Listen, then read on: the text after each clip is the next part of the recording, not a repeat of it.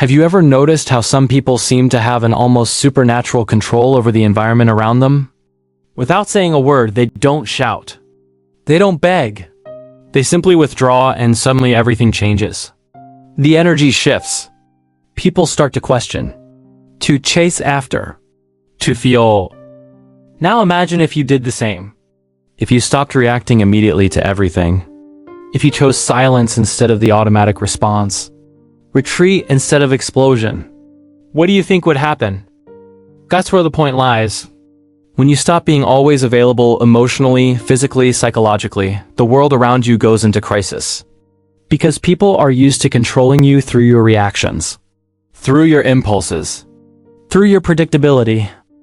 But the day you choose to withdraw, the game changes. And those who thought they knew you realize they know absolutely nothing about you. Carl Jung said, "Everything that irritates us about others can lead us to a better understanding of ourselves." Now think about this. When you become inaccessible, who really gets desperate? Who gets irritated? Who tries to provoke you just to elicit some emotion back? This reveals more about the other than about you.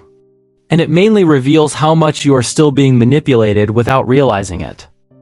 You keep giving yourself to please, to maintain peace, to not lose people who deep down were never really with you.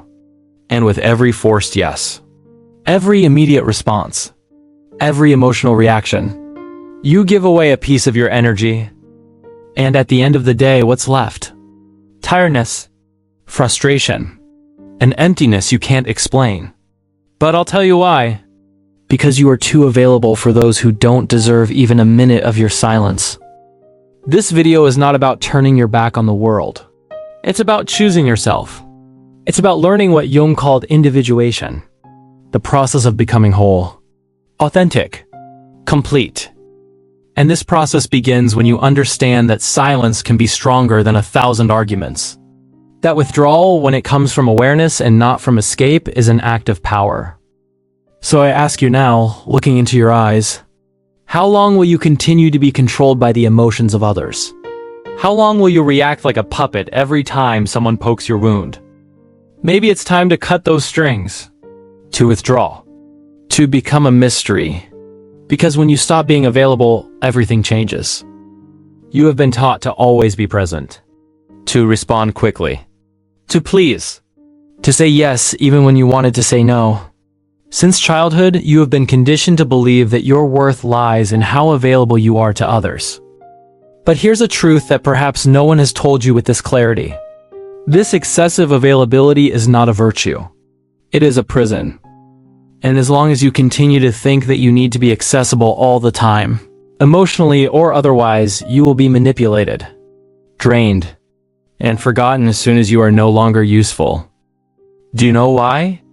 Because being always available makes you seem predictable. And everything that is predictable becomes a tool. People start to use you as an emotional emergency button.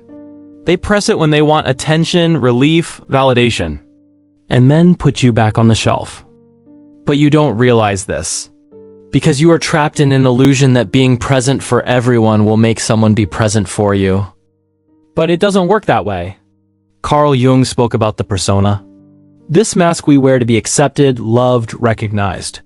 And it is exactly this mask that keeps you overly available. You say it's okay when you are suffocating. You respond to messages immediately, even when you are exhausted. You explain yourself, justify yourself, defend yourself, as if you owe something to the world. But the truth is that the more you place yourself at the center of others' stage, the more you disappear from your own. Being available all the time is a subtle form of self-abandonment.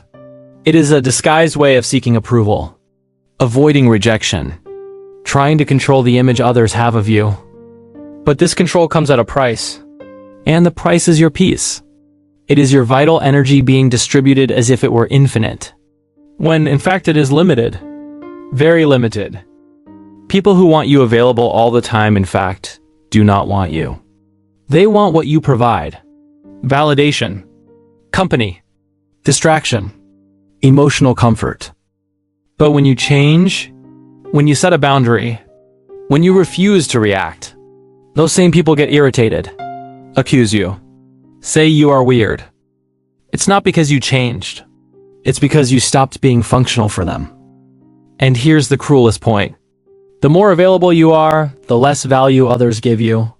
Because what is too abundant becomes emotional rag. No one respects what they don't have to earn. No one values what is always there. So now stop and think. Who truly deserves your time? Who deserves your attention? Your presence? Your listening? Or better yet, who deserves your absence? But before answering that, we need to understand one essential thing. Why do we react so much? Why do we give in so easily? What is behind this almost automatic desire to respond, justify, and please? Carl Jung said that our psyche is made up of different structures, and one of them is the ego. The ego is who we think we are, our conscious identity. But beyond that, there's the unconscious, where all our repressed fears, desires, and traumas live. When you're constantly reacting, you're not acting from your true self. You're acting from your wounds, from your programming, from the fear of not being loved. And here's where psychic energy comes in. Imagine that your mind works like a battery. Every thought, emotion, and action consumes a part of that energy. The problem is, most people are draining their psychic energy on unnecessary things. Arguments that lead nowhere, toxic people, social media, overthinking, worrying about what others think. And do you know what happens when this battery runs low? You become reactive, impulsive, fragile, because you don't have the strength to choose your responses. You're on autopilot. So what's the solution? It's self-awareness. When you become aware of where your energy is going, you begin to make better choices. For example, instead of answering a provocative message right away, you breathe and wait. Instead of saying yes to something that drains you, you say no without guilt. Instead of trying to prove your worth, you simply walk away. That is not weakness. That is power. And here's something important. Silence is not just the absence of noise. It's a presence, a force, a message. When you become silent, people start to hear themselves. And many don't like what they hear. That's why they project, provoke, try to pull you back into the chaos. But when you stay centered, when you no longer feed the drama, everything changes. Carl Jung said, until you make the unconscious conscious, it will direct your life and you will call it fate. So ask yourself, how much of your life is truly your choice, and how much is just a reaction to your past? To your wounds? To your fears? Your healing begins when you stop giving your energy to what doesn't deserve it. Let them talk. Let them think.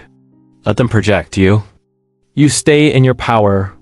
You protect your energy like your life depends on it, because it does. You don't owe anyone a reaction. Your peace is not up for negotiation. Not everyone deserves access to your energy. Some people feed off your reaction because that's how they feel in control. But when you don't react, when you remain calm, you take back your power. And yes, it's hard at first. Your ego will want to fight back. Your inner child might feel abandoned. Your mind will scream, say something. But your higher self? It knows. Silence is a choice. A strong one. A conscious one. So the next time someone tries to pull you into chaos, pause. Breathe. Feel the urge to respond and let it pass. Because you don't need to prove anything. Not anymore. Healing is not loud. It's quiet. It's in the moments you choose peace over drama, boundaries over pleasing, stillness over noise. This is how you reclaim your life. Not by controlling the outside world, but by mastering your inner one.